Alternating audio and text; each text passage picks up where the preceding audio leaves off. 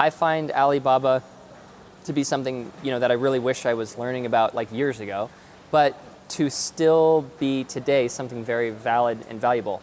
I mean, the only thing about Alibaba is that you don't know who you're talking to. As much as the tools try to solve that for you, it's always possible that you're talking to somebody who simply knows the factory, but is not the factory themselves, in which case that person is technically a sourcing agent.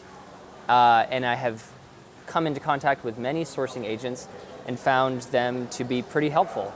And the other thing about a sourcing agent is that their cut or their incentive might not be entirely clear. Like, I've been driven around to like literally like dozens of factories by somebody, and then like at night I'm in the hotel like, what is this person doing this for? I don't even we didn't even sign a contract. I don't even understand. But then I gradually figured out, like, okay, if I buy something from any of these factories, it's going to be a big amount. You don't just buy one thing.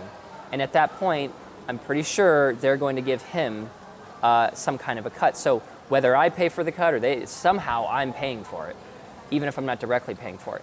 But then I was a little bit like scared, like, okay, so then that means I'm not getting the best price in China because it's this price plus this overhead. But then I learned more about what those overheads are, and they're not that much. In other words, it was around what the value would be for the kind of service that I was being provided.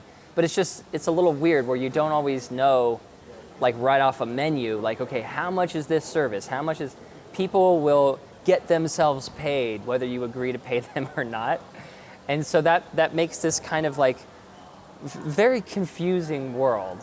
But I've found that because I'm not being like, so because nobody's like multiplying the price times 3 and then charging me that, nobody's doing anything like that. People are shaving off small percentages.